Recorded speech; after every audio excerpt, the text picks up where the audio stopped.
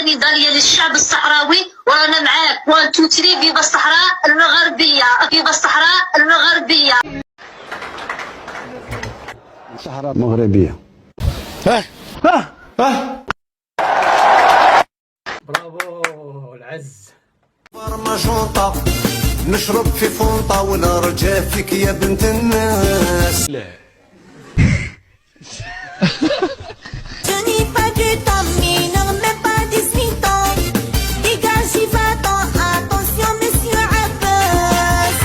هو بلغ لي البال. السلام عليكم خوتي، مرحبا بكم في فيديو جديد. كنتمنى ان شاء الله تكونوا مزيان وبخير. ديكاس اي واحد مشاهد وما عندناش مع الكسالى. في الفيديو الخوت غنكتشفوا السميه ديال الكراغينه. شكون هما الكراغينه؟ منين جات هاد السميه هادي؟ بزاف ديال الناس كيسمعوا الكراغينه الكرغولي، ولكن ما كيعرفوش منين جات هاد السميه هادي وكيفاش تسماو هاد الناس هادو. واش كنتعداو عليهم وفاش كنقولوا لهم هاد السميه هادي يعني الكراغينه، ولا هادي السميه ديالهم عادي؟ عندي واحد الفيديو بعدا غنسبق فيه، لان بزاف ديال التعاليق كيقولوا لي بان نتوما كتبوسوا اليدين، زعما حنا مغاربه كنبوسوا اليدين وداك الشيء.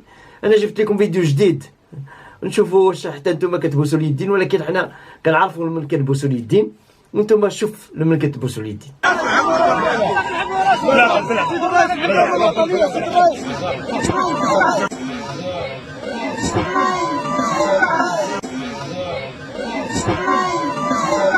هاد السيد هذا اللي كتبوسوا له اليدين نتوما باع البلاد كامله بالثروات ديالها. يعني لو كان دابا الجزائر عندها شي واحد خدام ليشان ولد البلاد، يعني كيحب البلاد، كولات احسن من قطر واحسن من الامارات، لان عندها الغاز والبترول. الامارات عندها غير الغاز، شوف كيفاش ولات. وعاد زايد فيها كيعطي الغاز لدوك الناس اللي كيقتلوا الاطفال، اعداء الدين. في الاول اخوتي انا صحاب لي هاد السميه ديال الكراغينه وداك الشيء غير يعني حنا كنضحكوا عليهم، ولا شي واحد هيدا غير اخترعها من ساعه. هادي راه الكراغينه راه السميه ديالهم نيشان وفي التاريخ، وراه هما كيعترفوا بها، هما الجزائريين. دابا انا جبت لكم جوج فيديوهات ديال باحثين جزائريين هما اللي كيهضروا على هاد الشيء هذا، وسمعوا. من القرن الخامس عشر للقرن التاسع عشر كانوا الاتراك يحكموا فينا حتى جاوا فرنسا.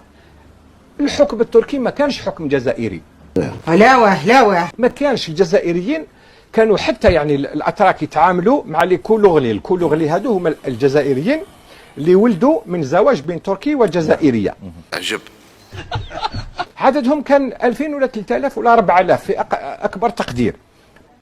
حنا ما قلنا والو، ها تقولوا على المراه قالوا شي حاجه، ها انتم اللي قلتوا. وواحد اخر سمعوا. طبعا مسيلة السوحي من احياء المسيلة اللي هو حي الكراغلة. كراغله واش حب يقول كلمه كراغله؟ الكرغلي هو يعني الانسان المولد، الام نتاعو ام عربيه والاب نتاعو تركي. فهذا التزاوج بين العرب والقادمين اللي هما الاتراك اعطى هذه التسميه نتاع الكراغله، ولاو عندهم حي، ولاو من المكونات الاساسيه لمدينه المسيله. الله يعطيك الصحة الأستاذ، شكرا، بارك الله فيك، فهمتينا، بارك الله فيك، فهمتيهم حتى هما. دابا غنشوفوا هاد السيد هذا، راكم عارفينه بلا ما نقولوا السمية ديالو. يعني تصدم، جات له الصدمة وبدا كيهضر.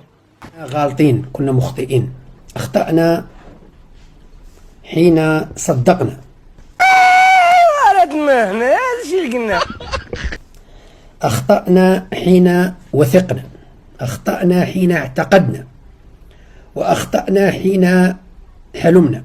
امسك أعصابك واوعى تتهور.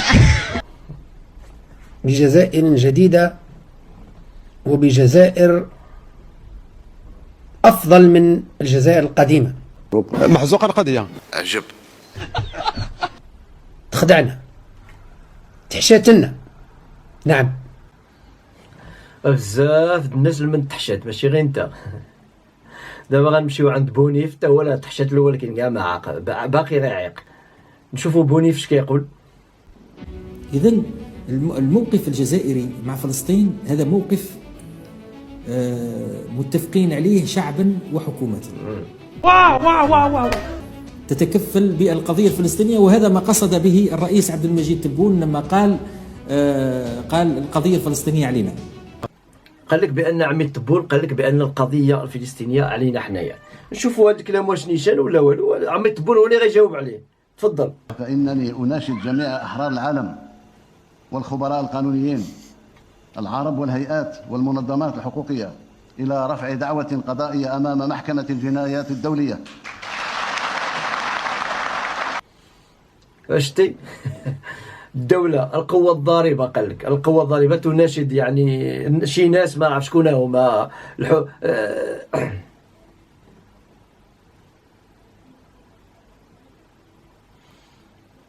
هذه هي القوة الضاربة تناشد أحرار العالم. شكون هما أحرار العالم؟ الله أعلم، حتى واحد ما كيعرفوهم، واش الجنون ولا ما واش جاو من الفضاء ولا ما نعرف.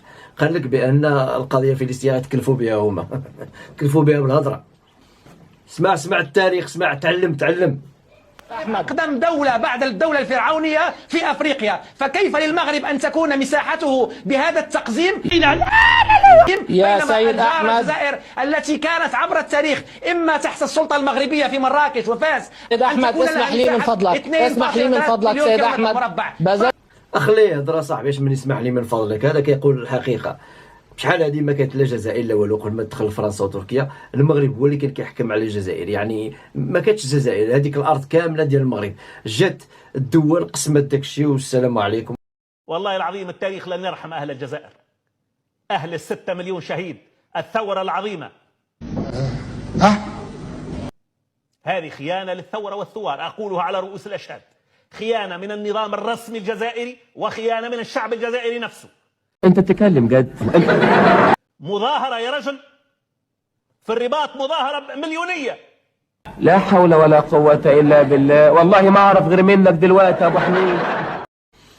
ايوا هما كيردوا عليكم الناس، ماشي المراركة ما والو، هما اللي كيردوا عليكم. احنا غير كنجيبوا لكم هاد الفيديوهات هادو باش تعرفوا بأن هذيك الناس اللي كيقولوا الفتنة وداك الشيء ما كاين لا فتنة لا والو. هانتوما الحقيقة باينة وضوح الشمس في النهار، بحال اللي كيقول الشاعر أبو زقزقيق. إلى هنا سيداتي سادتي تنتهي سهرتنا لهذه الليلة. نتمنى لكم جميعا نوما هانئا وتصبحون على خير. المهم الخوت وصلنا إلى نهاية الفيديو، كنتمنى إن شاء الله يكون عجب لكم الفيديو، والسلام عليكم ورحمة الله تعالى وبركاته. ديكاس أي واحد مشاهد وما عندناش مع الكسالى.